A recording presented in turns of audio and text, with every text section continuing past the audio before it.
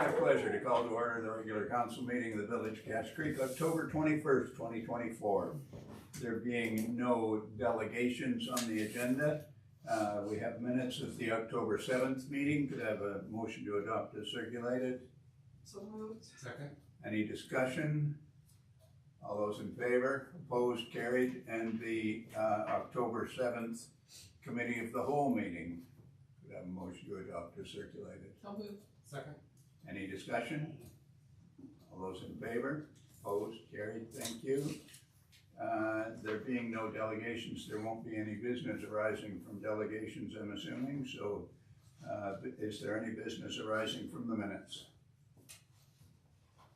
Seeing none, committee reports, economic development, Councillor Dubois. Nothing to report at this time. Budget and administrative services, the Cache Creek Pool. It looks as if we're looking for a decision to take action to permanently close the pool or to take action to repair and remediate the pool. I'd like to make a recommendation that council direct staff to take action to permanently close and decommission the Cache Creek recreational pool. Second. Any discussion? Councillor Renta? Well, I worked at the pool on and off from 1990 to 2019, and so I'm passionate about the pool, and sometimes the decision you want to make isn't really the one that's the best decision. And I just want to say thanks to all the people that came out to the last council meeting. And I recognize that the pool means a lot to the people of Cache Creek, and I know that very well, having worked at the pool and seen people enjoying the pool and various other activities. Since I've been in council, I've become more aware of several key challenges facing the council and the village. Financial pressure, in part caused by flood disasters, infrastructure needs for maintenance, upkeep, and replacement. For example, the bridge at Quartz Road, and there's a number of roads. If you drive over the roads, if something isn't done in 20 years, they really will need to be reverted to gravel. In neighborhoods where there's roads, the need for long-term planning to avoid major costly failures. Inflation and economic development challenge is in our region and in rural BC and Canada. Community attitudes towards tax increases and priorities within the village. Declining, reduced revenues of the village, including the decline in the landfill revenue over time. We still do get some money from the landfill, but it certainly isn't at the levels that the council enjoyed in years past. Additionally, challenges across Canada to hiring lifeguards almost prevented the Ashcroft pool from opening this year. Low wages, poor union representation in bargaining, other opportunities for youth, time and cost of training have prevented swimming lessons from being offered in Ashcroft or the area for the first time in decades. Shortages in aquafit instructors have even impacted programs in large cities, and I know that at the in the major pools in Kamloops, there has been years where aquafit is not offered, such as the TCC.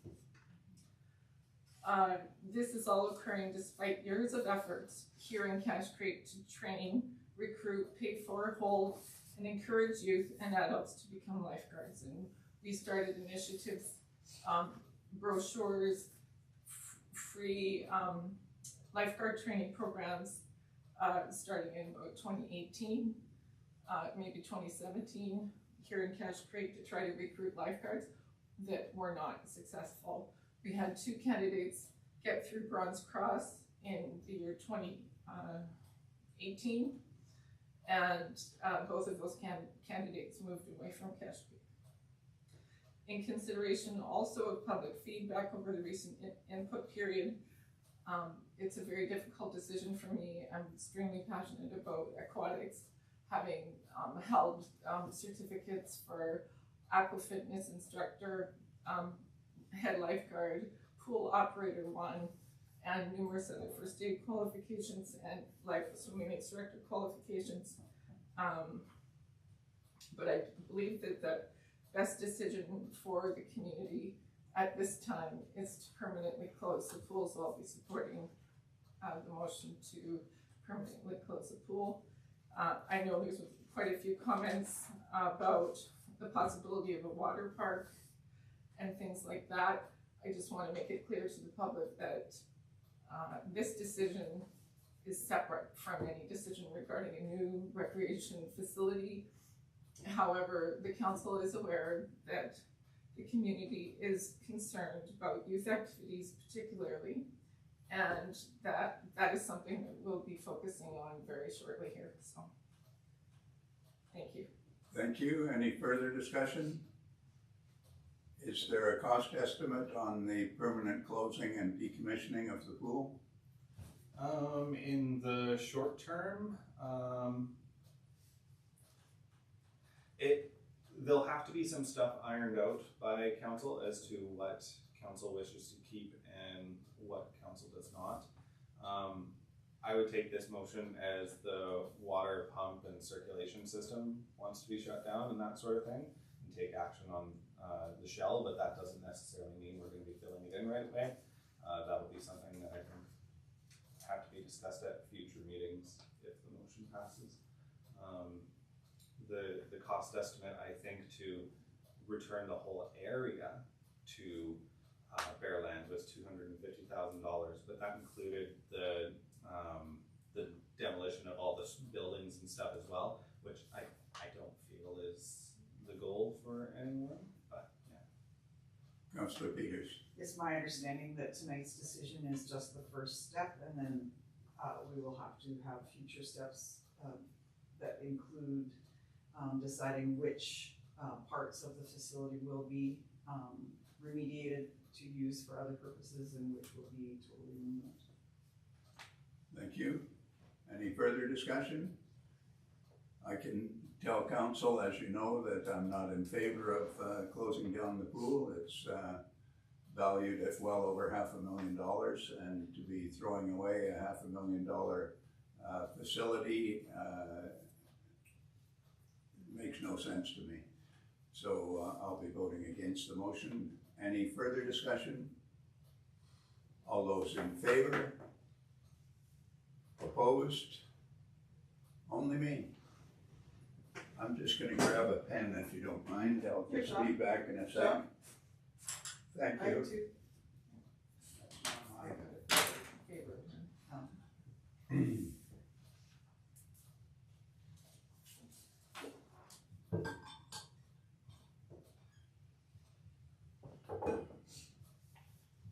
As soon as he comes back, because I'm on the board of directors of the Ashton Communities. Just had to go out and cry for a minute. Okay. On to bylaw and policy review. Councillor Renta. Mayor Renta, will declare a conflict as I'm on the board of directors for one of the societies being considered for exemption. Thank you. That was blocked, so I have to close it. Don't go too far. Yeah. So item 1 is the permissive tax exemption bylaw 2-017/2024. And I'll move the motion that council give final consideration to and adopt permissive tax exemption bylaw 2-017/2024. Second. Any discussion? All those in favor? I want to know which land this pertains to. Is it Oh, this what's is it pertain to? this is for Ash Creek TV Society for the Best Pentecostal Church, the Equality Project. They're all grouped together. 4 of them, yeah. Yeah, 4 of them apply, and then the Sportsman Association. So the only one I'd like to see anything done, like I'm in agreement with this, but we've got to do something with the parking at the equalities or the second chance center. People parking in the corner on the yellow, they need to be told to deal with this. And this should be part of giving them an exemption. That's my feelings. So we should probably deal with this next year, put it on the application saying you guys have to do something about your parking facilities because They it's should not be working. policing their own parking. I don't think that's,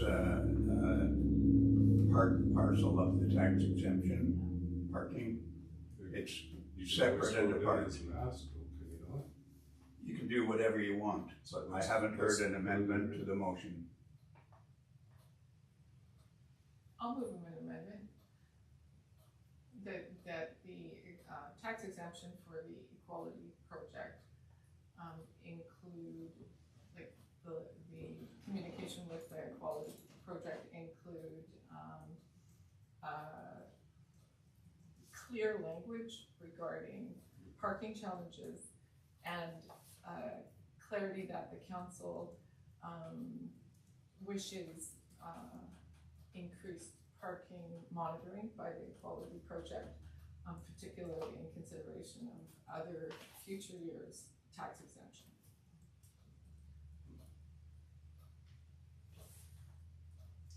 Administrator, co-chair. Do you have a second on the motion? No, we haven't. Well, I was just going to say, I think that would be really good, not as an amendment, but a separate motion. Like a subsequent motion after, cause then in our communication in response to them, cause then it doesn't impact the actual tax exemption bylaw. But then the communication after the fact would be, hey, we gave you the exemption, but, yeah. Does that work for everyone? Do you need an amendment for that?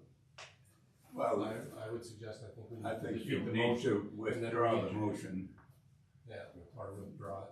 Yeah, withdraw the amendment and come back with a motion separate and apart from the tax exemption bylaw. Will that work? Will you withdraw it? Well, it's already on the table of the council, so I don't know if I'm the one that can withdraw it. Cause it's been seconded. Doesn't it have to be defeated? All those in favor? Opposed? It's defeated. So Now, So- on the tax exemption bylaw, any further discussion? All those in favor? Opposed? Carried? Now, did you want to carry on with the motion to that effect? Yeah, I'll just, Point of order, we could probably invite Councilor Peters in again. yeah, sure. Councillor Peters?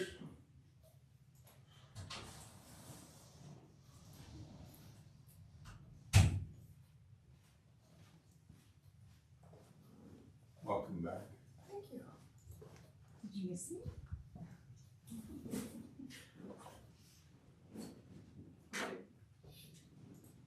Councillor Ranta?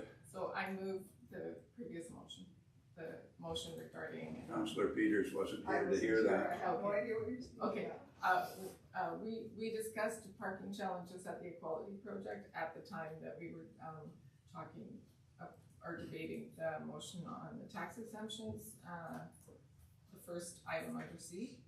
And, there's concerns about parking at the Equality Project that is a repeated and long-term problem, and there's been communication and, still is a problem, as pointed out by Councillor Hebert. So, the motion that I moved, I'll repeat it, is that, the, village communicate with the Equality Project to raise concerns about the parking difficulties regarding parking along the, in the non-parking areas of Stage Road near the Equality Project, and it's often people going to the it is people going to the Equality Project or working there that are parking there, and that the council wishes monitoring of the parking on Stage Road, and that the council is very concerned, and that should the parking not be addressed, that future, tax exemptions may be impacted.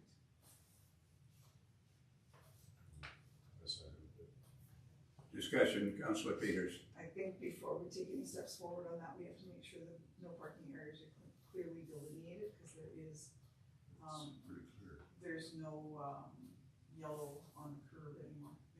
Did it get repainted? It was painted on the top. Oh.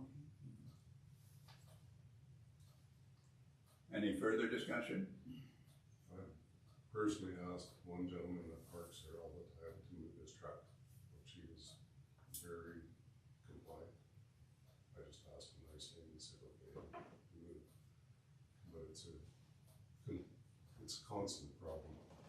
You're in that corner, got somebody coming down, you either sit there and wait, and then you go by so you can go through, or you get the traffic away from that corner. And there's supposed to be no parking in that corner, period. The signs are there.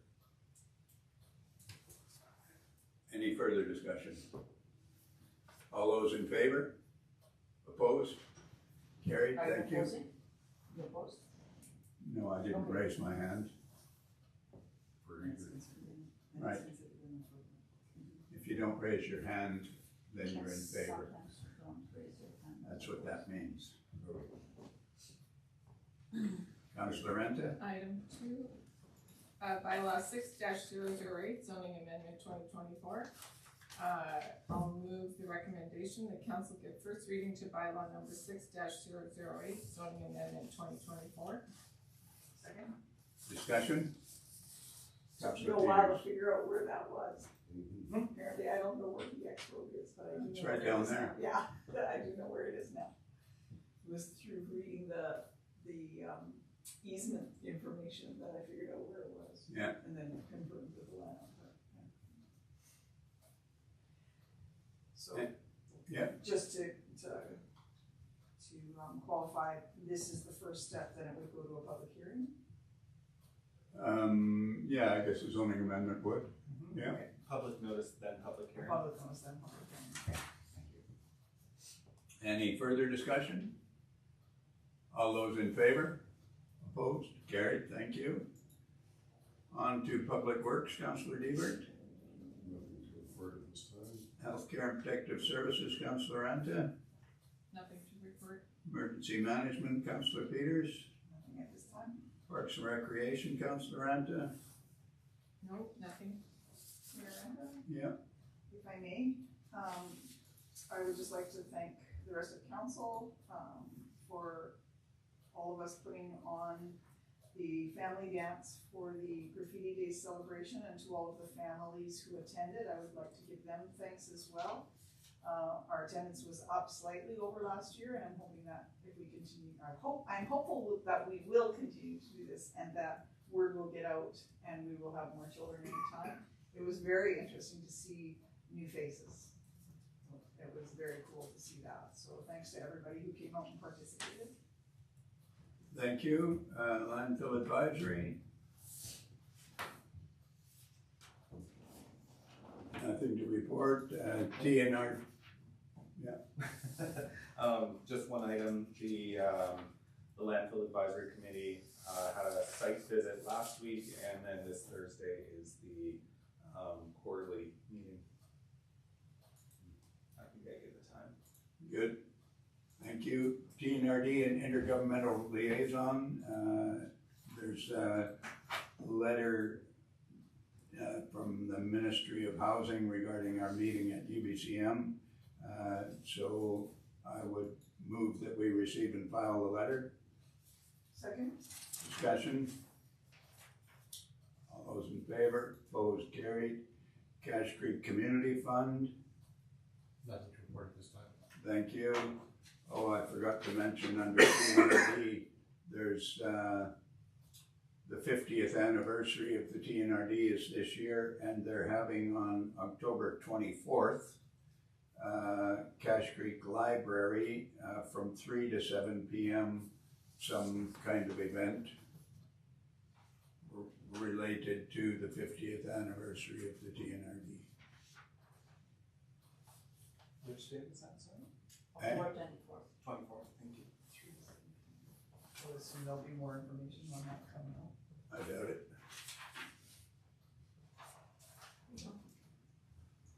On to staff reports. July to September payments made by the village office, pages 52 to 57. I would move that we receive and file the report from CFO Martini. Second. Discussion? All those in favor? Opposed? Carried. Strategic plan update. Administrator Co-Chair. So this one is a little interactive. So you don't have to do anything to work. Interactive in that you can ask questions and that sort of thing. So Pardon me? No, I can't read it. I Can we think. move it closer? we Yeah, I can. Can't see anything. Let's move our TV. Is it on the website? Yes. Yeah. For you, Jessica. Moving it home. Is that a little better? Yeah, marginally. A little bit. I can see it. Come on up.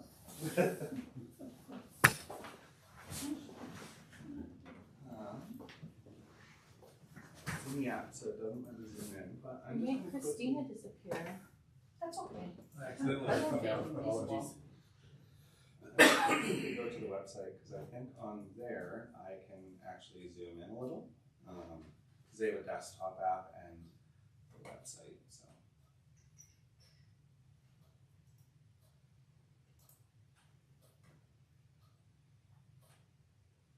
yeah, this is a little bit better.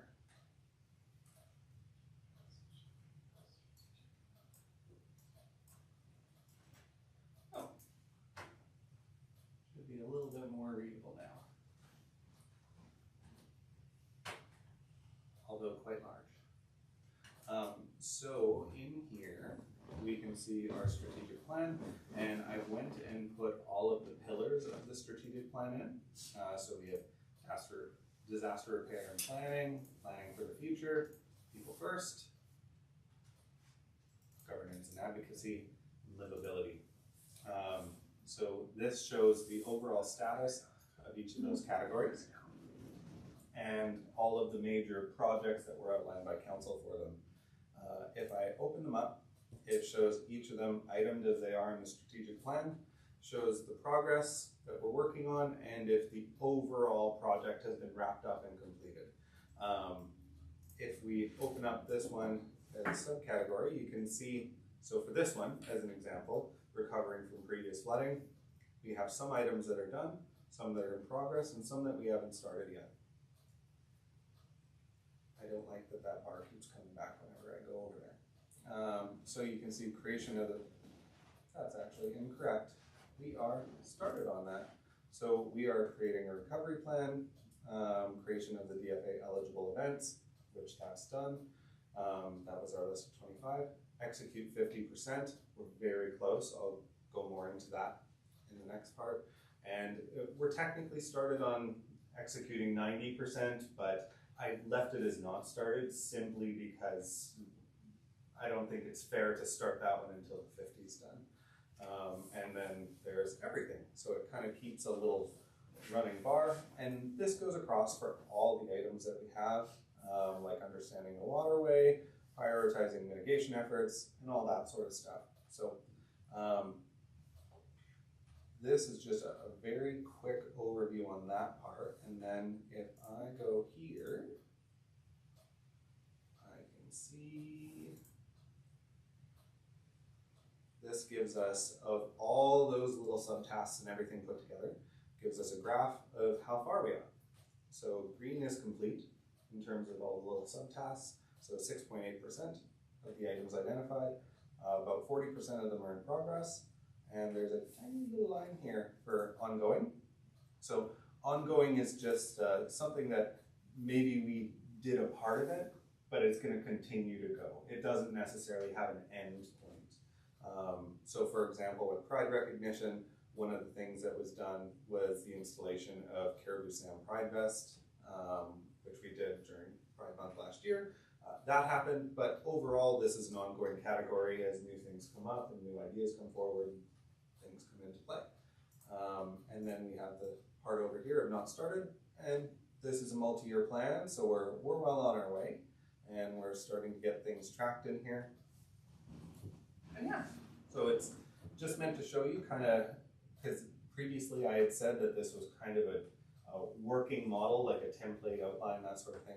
Now it's full, ready to go, has a bunch of items in it, and we're going to be updating it regularly to show people where we are with each of these items. Yeah. Something that's also kind of neat about this is it gives us a really interesting way to show how far we are with stuff. In that, just going to zoom out, and what it does is it turns all of our goals into llamas and then puts it on a big map, and the green ones show how many are done, orange ones are in progress, and if you click them, they eat the hay. So, good stuff. Just a little extra thing. It was a feature that was there, so I turned it on. Yeah, and you got your one blue one. So, thought that was interesting. I tried to put this on the public-facing website, but it doesn't let me, which is truly unfortunate. I think that people would like that. But, yeah.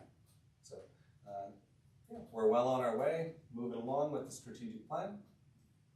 Yeah, that is the update. I would encourage everyone to take some time to look at it. I think likely in the next council meeting, I'll actually break out. I'm trying to create a template for a report so that it's easy to take this information, put it into a report that's nice to look at. Because this looks really nice on a computer, but it's not so great if I go to try and print it, it's just gonna look like gibberish. So rather than doing that, create a nice way to create a report template that looks nice when it's printed, and then we can regularly use that to give updates and create informed council meetings. Yeah. Thank you. On to recovery plan update.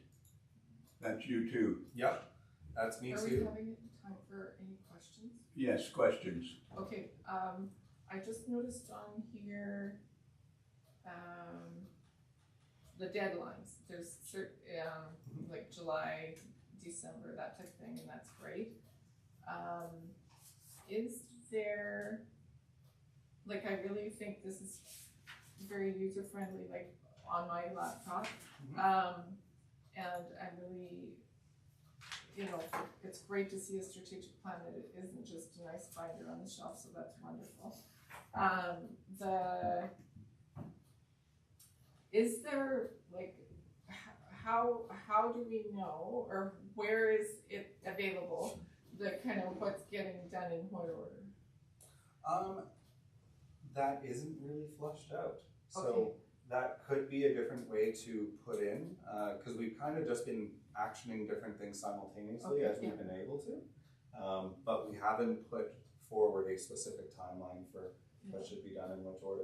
Because I think the council is pretty in tune with the community, to be quite honest, but I think that the timelines for some of these things need to be discussed, because I think, for instance, at the meeting at the hall that we had a couple of weeks ago, you know, it was said by multiple people that the tidiness is a problem, and that the tidiness has been bothering them, and it's impacting the community in such a large way that I think that the tidiness aspect, for instance, it's under livability. It's the first one under the green section called livability. I think it's dark green. Yep. The community tidiness, the concerns of the community, I thought was one of the key things that I heard at the swimming pool conversation that we had with the community, and it would be, I think, really a higher priority maybe than we even realize. So I'm kind of thinking that if there's a way to put kind of I see a timeline there.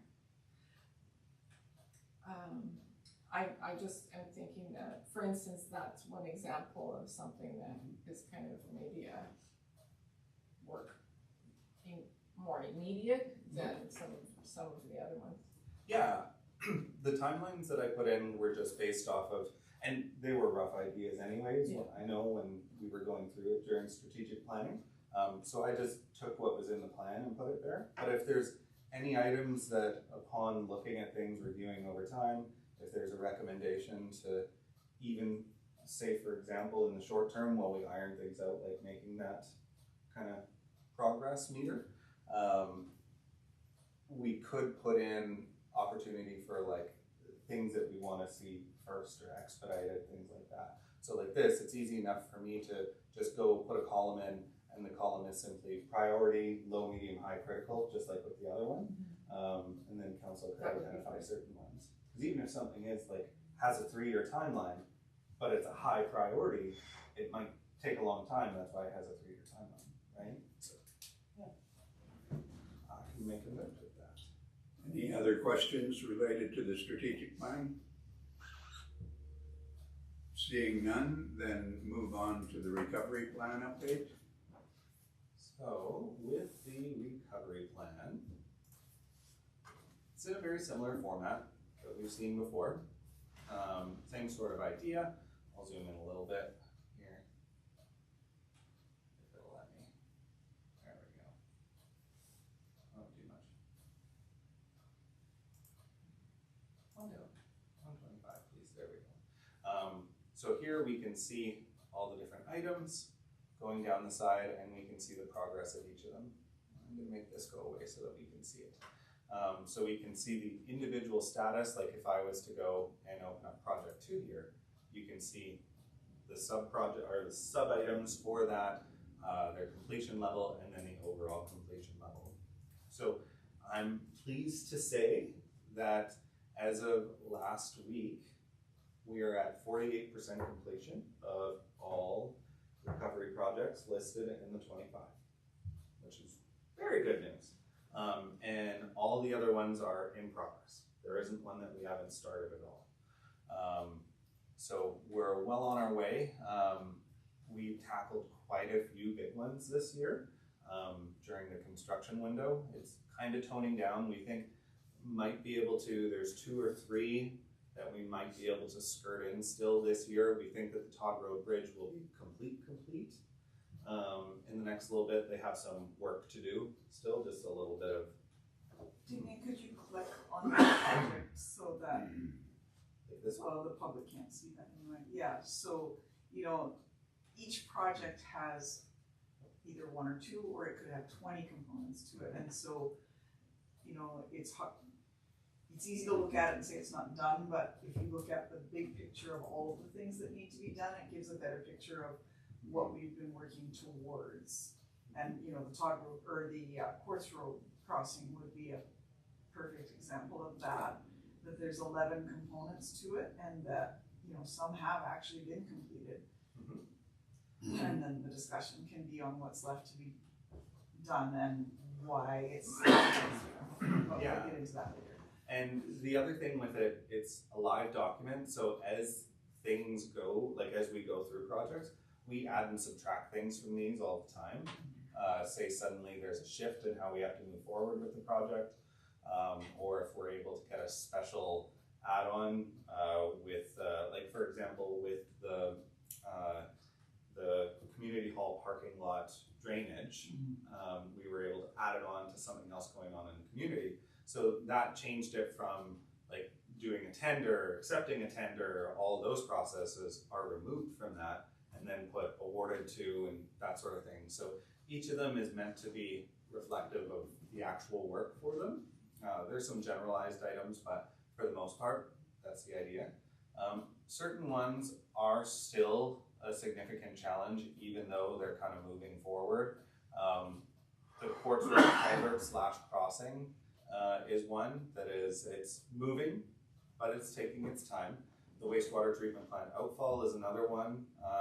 It is moving, but that one takes a lot of time. There's a lot of regulations in play there, and especially because we likely cannot put the solution that was there, like we cannot replace like for like in that situation, so it makes it much more onerous in order to be able to sort out. other ones that are included in that, I'll go down here. The storage trailer and the waterway is another one.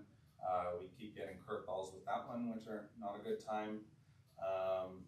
And the other thing is this one here is so close to completion, but what's likely going to happen is Project 15 is likely to expand, and once we know the full details, I'll be bringing that to council and to the public.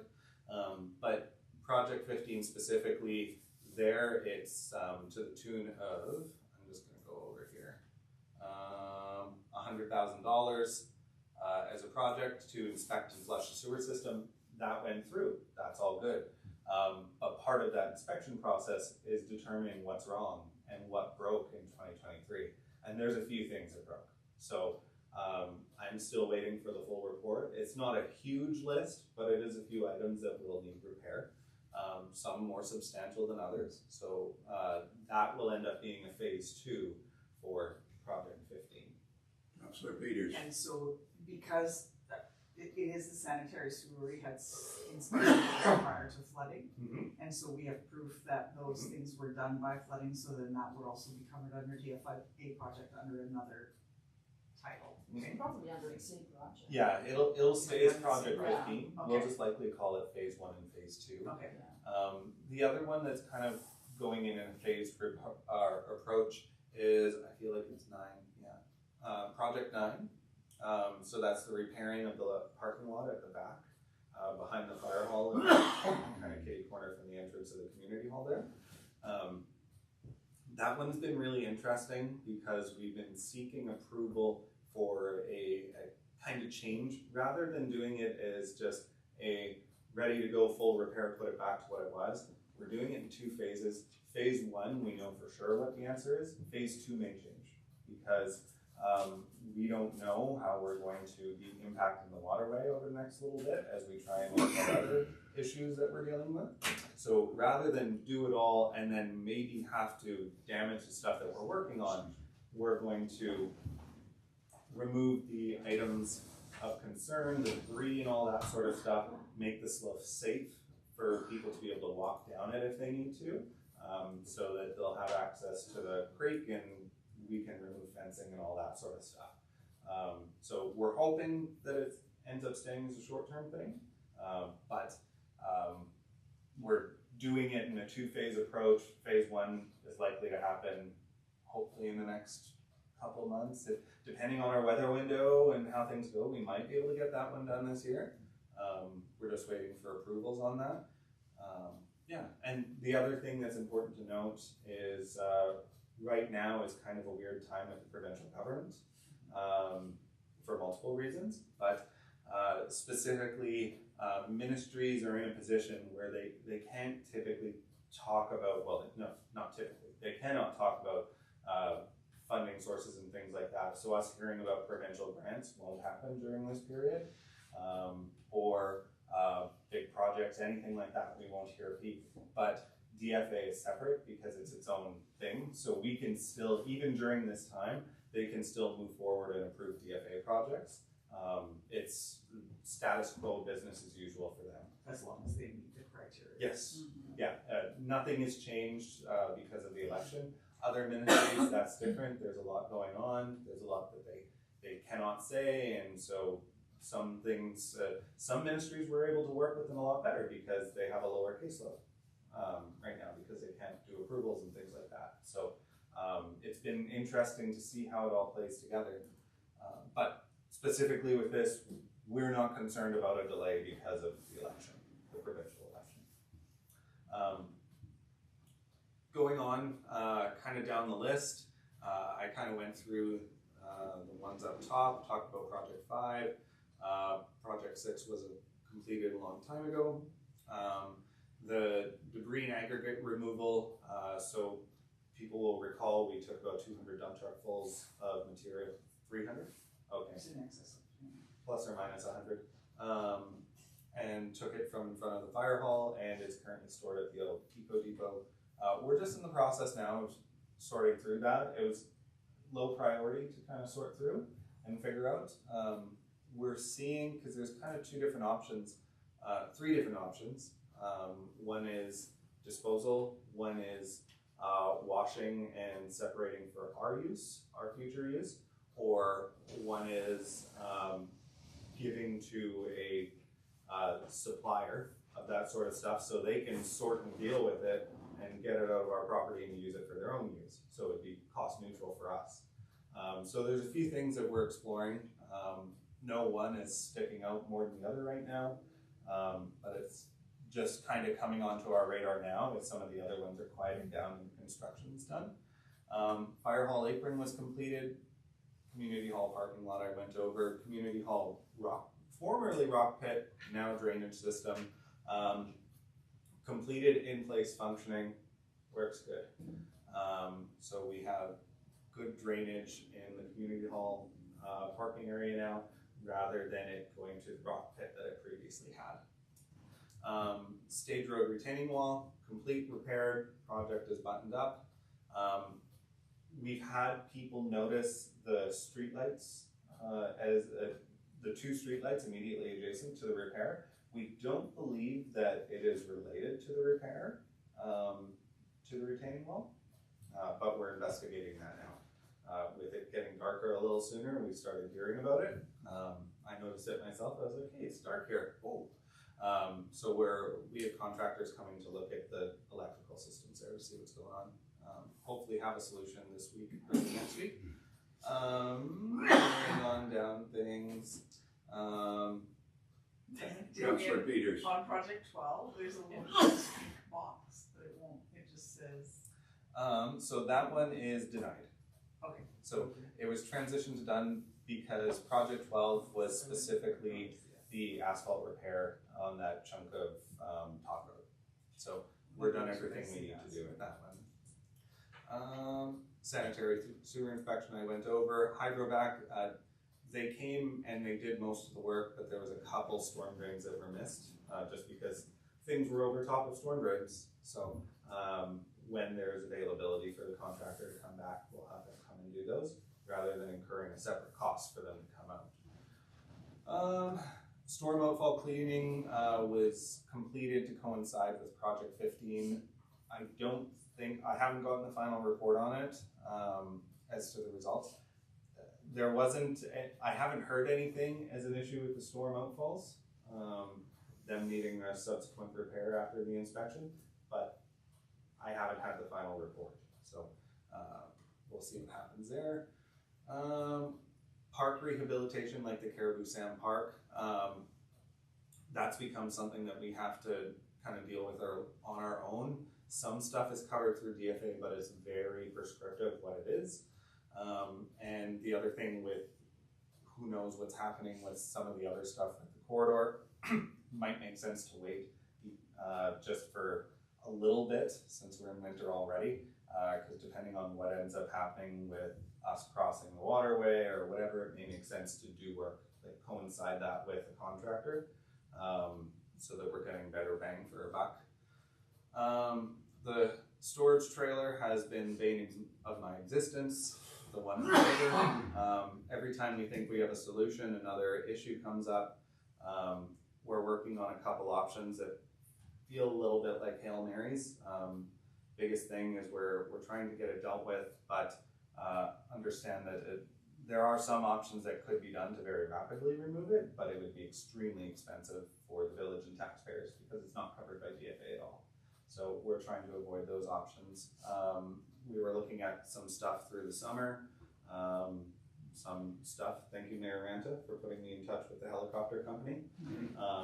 Their equipment sadly wasn't big enough unless it was cut up. It could have done it if it was cut up, but we wouldn't have been able to legally get in there, do that work, and get it to a place that they would be able to pull it out in the time frame that they needed. Yeah, they were pretty short timeline. Yeah, it would have been great, but they are an option to look at because they're just in tandems. So companies like that, even though they're smaller, if we were to use a larger helicopter, it could go in one go or two.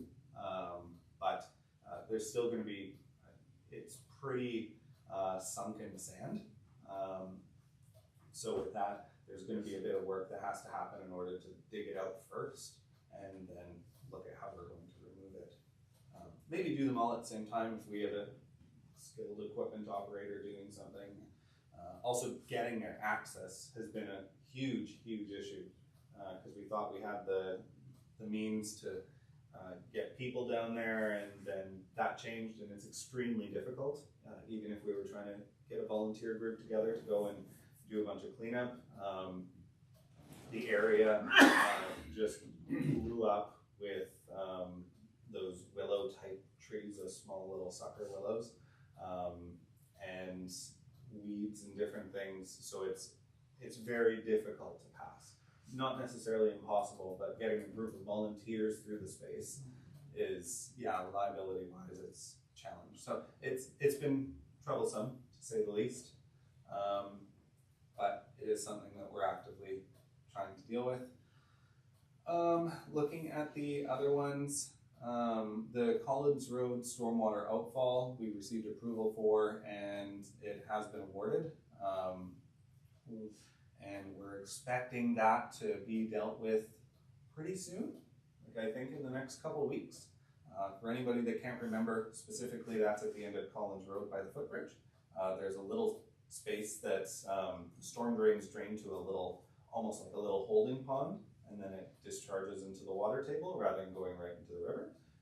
That was completely inundated with sand, silt. It undermined a sidewalk a bit, and it removed part of a fence. So it'd be repairing those three things. Project 24, we're just working on the final approvals, same sort of thing. We expect it to be happening soon. And the Bonaparte River Sanding Crossing, we haven't received approval for yet. We're just waiting. Because it's something that it hasn't been damaged per se.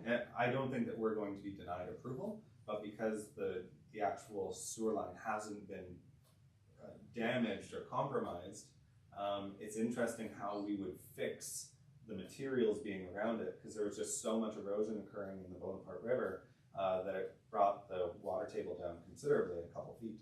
So now it has no protection.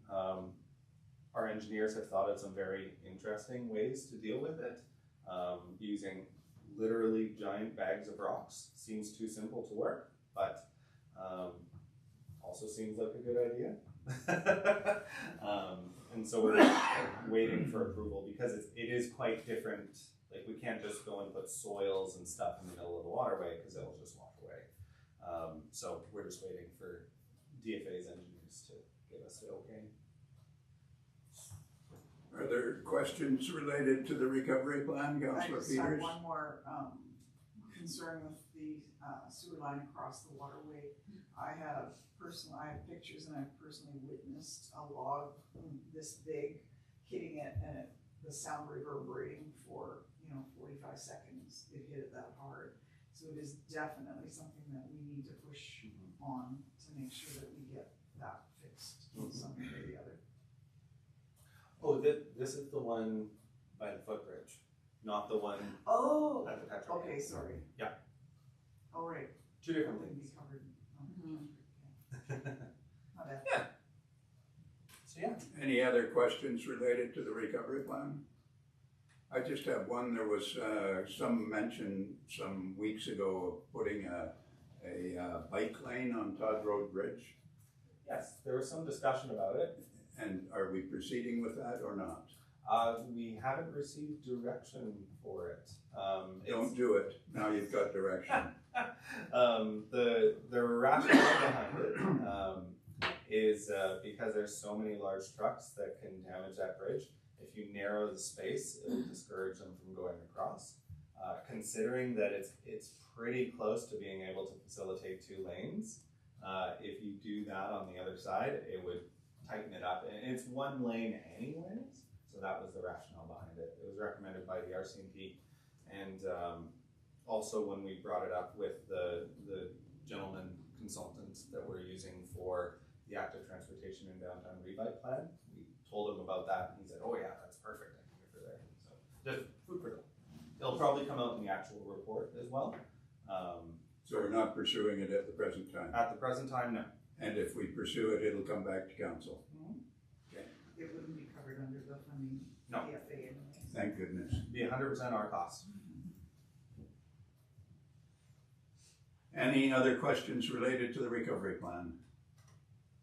Seeing none, on to information correspondence. There's 3 items.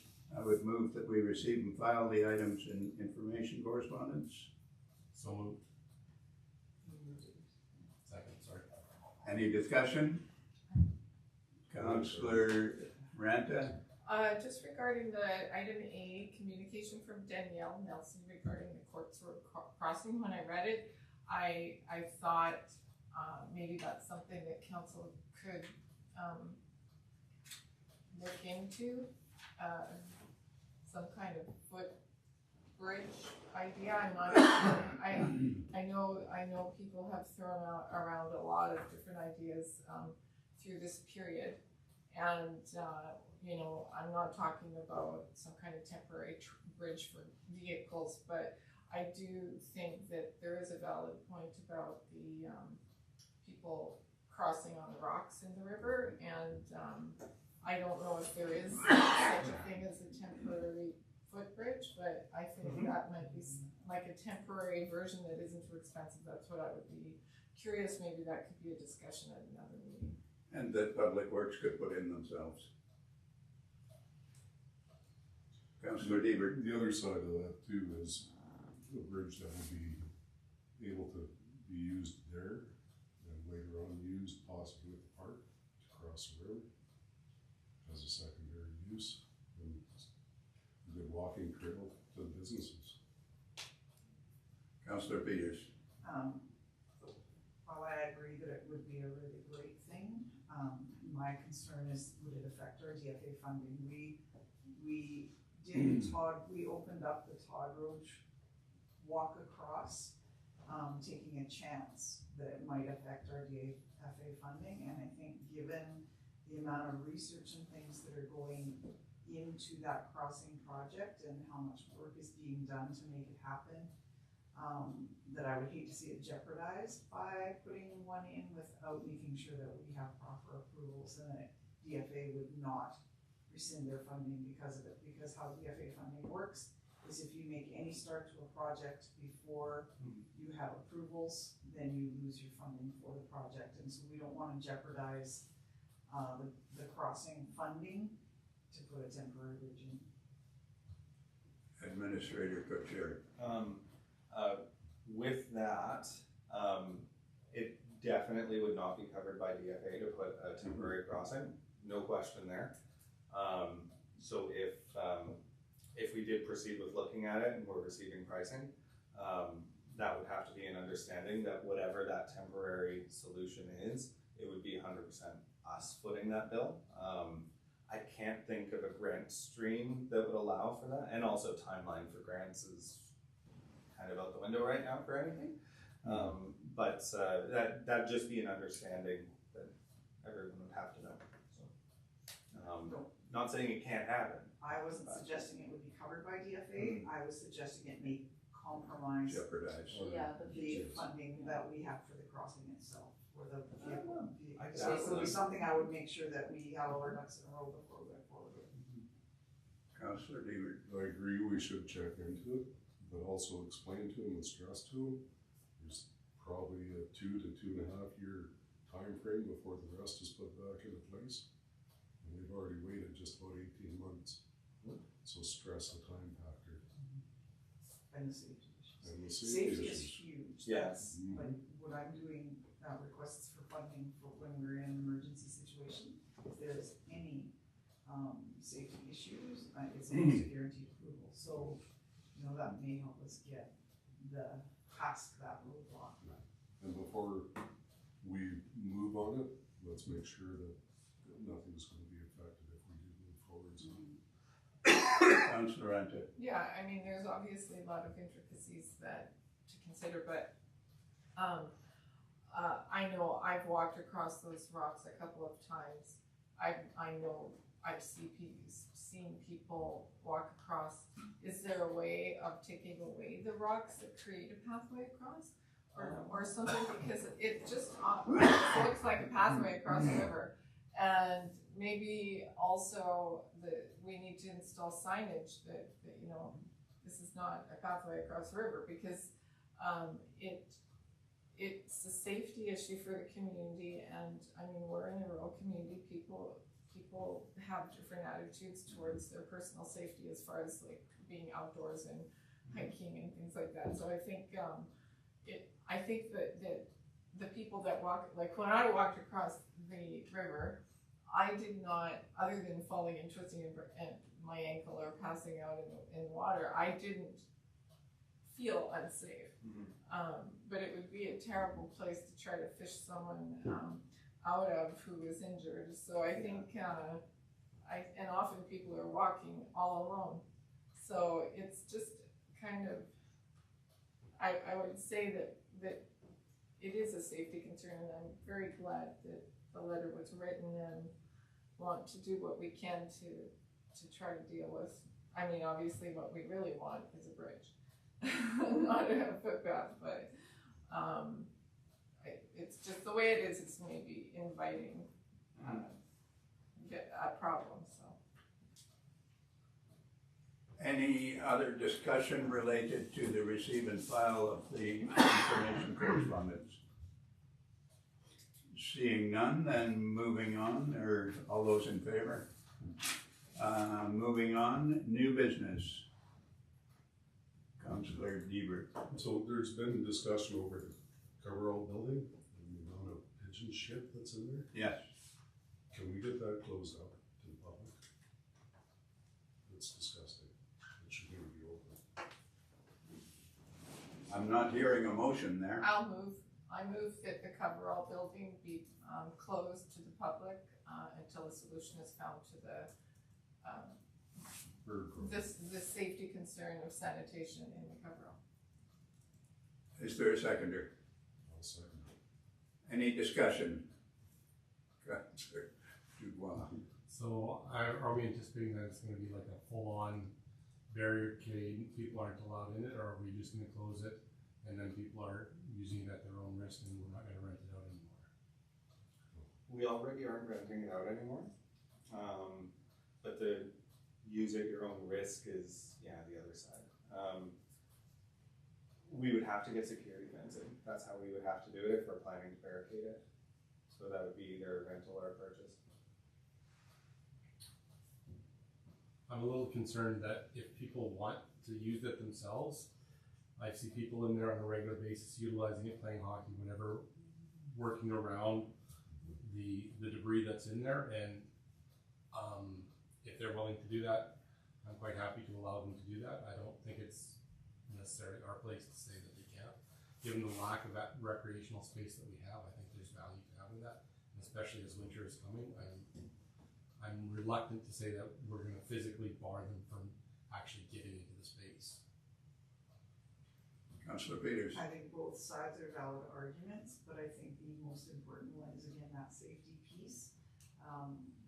We know that droppings can carry bacteria and diseases and all those kinds of things, and do we want to run the risk of that liability? Like I'm kind of on the fence on this one, because I agree with Councillor Dubois to a point. It is still used by the kids a lot. They play basketball. I've been down there when they've been playing basketball.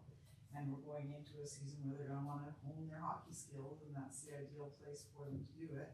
So, you know, there are some definite pros and cons.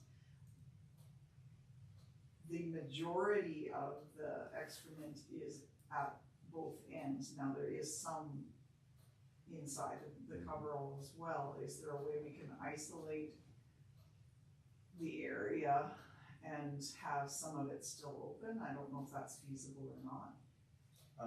Again, it would be fencing, but we wouldn't necessarily, if we're allowing access around and adjacent, we wouldn't necessarily need like 6 or 8 foot security fence.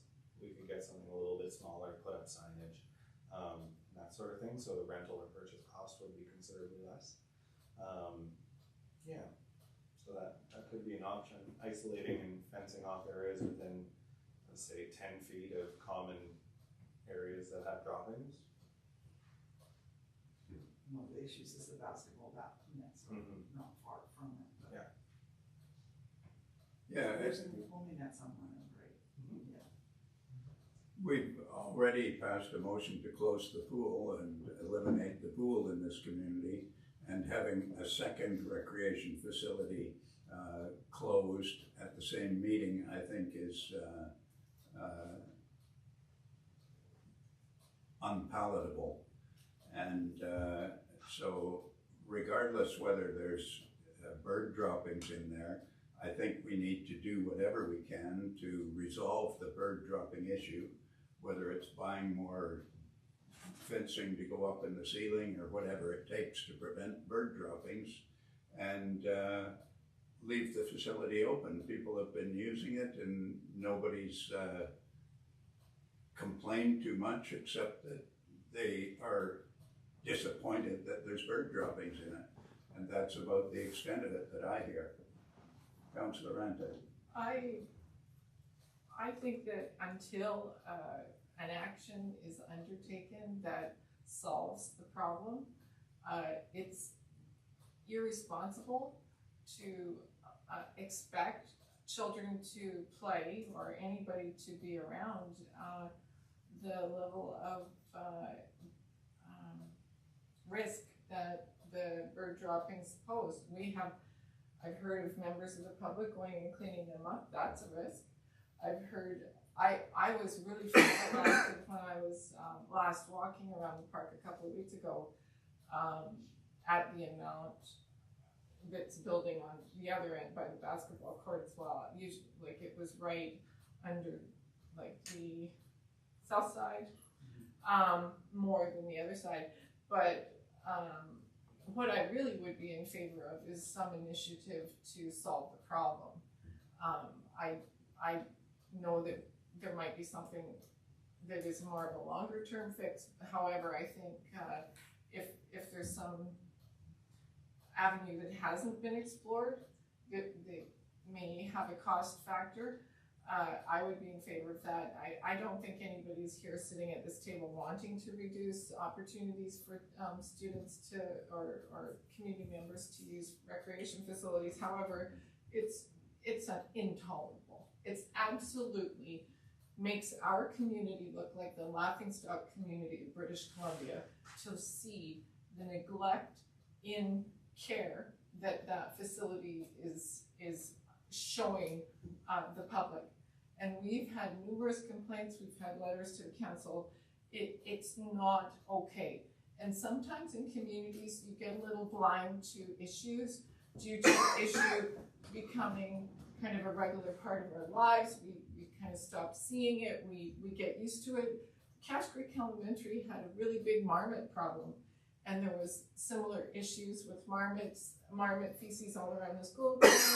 Everyone was used to it. It wasn't getting addressed.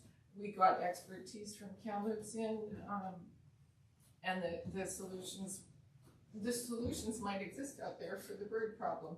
But I think that we've become a little bit complacent about the safety aspects of the issue down at the Coverall, just because it's been happening for so long, and you know, volunteers have cleaned it up, and it's just I you know, other than having Public Works spray it out every other day, I'm not sure what the schedule would be as a temporary fix. But I think there must.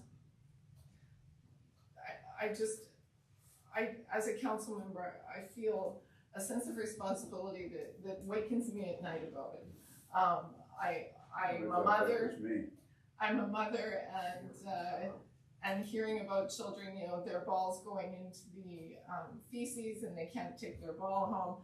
It's not okay, and it's something I feel ashamed of as a council member. The community needs to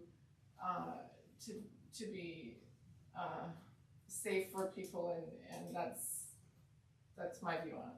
Thank you, Councillor Peters. Might I suggest that we entertain a motion that rather than to close it in completely, take steps to close off the major areas of concern, to give staff time to come up with solutions. I know that there's been a lot of discussion about solutions. It's not something that's being ignored.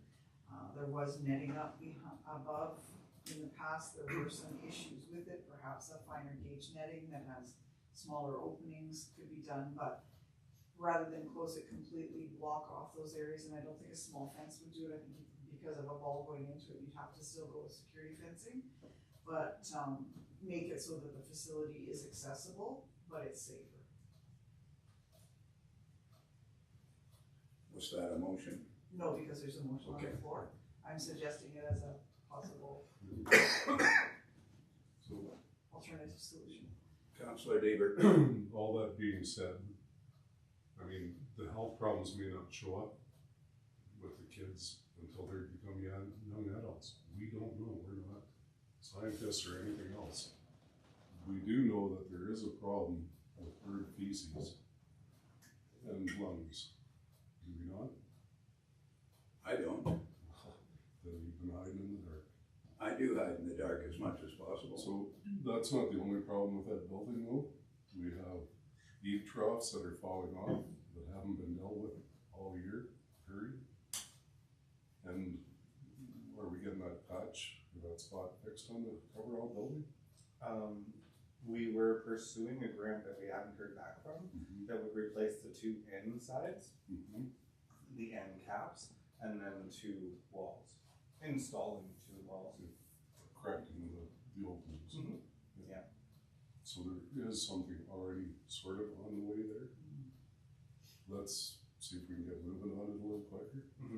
Yeah, with that, it's pending grant funding. Because I think that the overall project cost was, I can't remember, it was like April that I think the motion was passed. But it's a long turnaround grant. I think that it's around $200,000. And it'll be covered by a gas grant, probably. Improvements. Have we directed Public Works to clean up the bird feces ever? Yeah. Do they? They're at least once every 2 weeks, usually every week. But they usually aren't able to get all of it at once. So they'll do a part here, a part there, that sort of thing. Where the complication comes in is in the winter, they won't be able to because they use water when they're cleaning it, and so they won't be able to do that. Having tried to remove it, it was cleaned on the Thursday before graffiti, and we were there Friday to set up, and there was already an issue, and we hosed it down and tried to sweep it off, and it's not an easy task. Yeah. Yeah, I guess from my point of view, the solution is in preventing the bird droppings in the first place, not in restricting people from going into the coverall or anything else. We need to solve the bird dropping issue so that there aren't any bird droppings, and then that solves the entire problem. And I think that's what we should be focused on, rather than restricting access to the coverall building. Councillor Deaver. So until that problem's solved, what are we gonna do in the interim? Absolutely nothing. Is that correct? Point of order, there's a motion on the table. Okay, We need to only be addressing that motion, and if that motion is passed or defeated, then that takes us to our next discussion, okay, can somebody remind me what the motion is? to close the coverall Until it's fixed. Until it's fixed. Okay, I'll be speaking against it, or I already did. Any further discussion? All those in favor? Opposed? Defeated? Councillor Peters, I would is this move- where I say shit happens, but?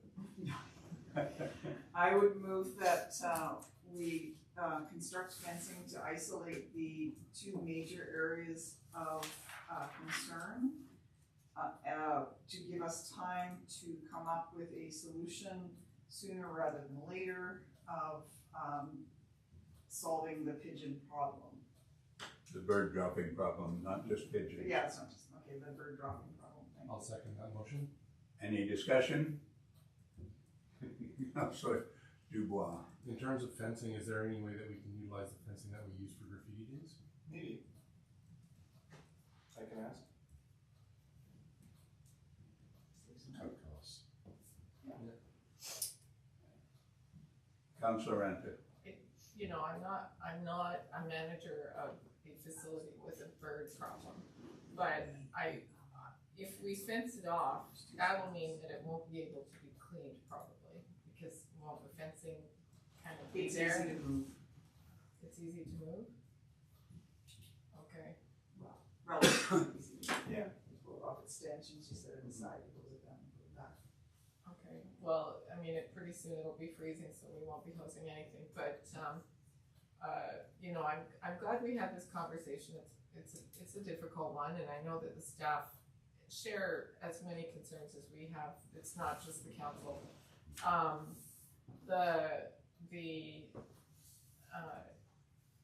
You know, I would encourage, you know, I don't know if there's any expertise that costs money to bring in to help us deal with the problem. As a council member, I'd certainly support research, or outside resources to help us. There must be other places, other cities that have dealt with these, maybe not the exact same issue, but similar issues with buildings and things like that. But if there's a small cost to that, or somewhat of a cost to gaining information and getting support for it, I certainly, as a council member, would want to support our staff to have what they need to look into it in a serious way. I know our staff try really hard to not waste money, and sometimes you know, council need to say, okay, this is a priority. You know, if you need money to spend on it, we need this problem fixed. Like, we're probably not going to say no to the money aspect of it, because but I just thank you for the discussion, everyone. I know it's with all that we're dealing with, it's just one of those little extra things that's a little tricky. So. Thank you. Any other new business? There's a Councillor motion on, Peters. there's a motion on the table. Still? Again. Yeah. Any further discussion on the motion? All those in favor? Opposed? Carried.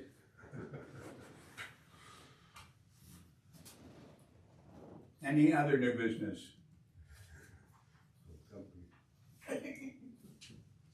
Any questions from the public? Any questions from the press? Yes, I have two questions Oh, from the no. press. Oh, no. Sorry. It's not a problem. Question one is when the, sorry, she didn't phrase it as a question. When was the $250,000 estimate for the returning the pool area to Baird land dated from? Like, how long ago was that estimate? 6 months? 6 months. Something Less like than that? Yeah. Under 6 months? Within the last 6 months, yeah. Thank you. And follow up, can you confirm that that estimate includes removing the pool buildings as well as the pool? Mm-hmm. Everything. Everything. And I'm just gonna double check Facebook and make sure there's no questions on there. I don't think there was, but I will double check. Nope, you're good. Thank you. Thank you. Any other questions from the press? Nope. No, that's it, eh? Okay, we have need of a closed session pursuant to section 90.1 and 90.2 of the community charter. Could I have a motion to that effect? So moved. Second. All those in favor? Opposed? Carried. Thank you. Brief break.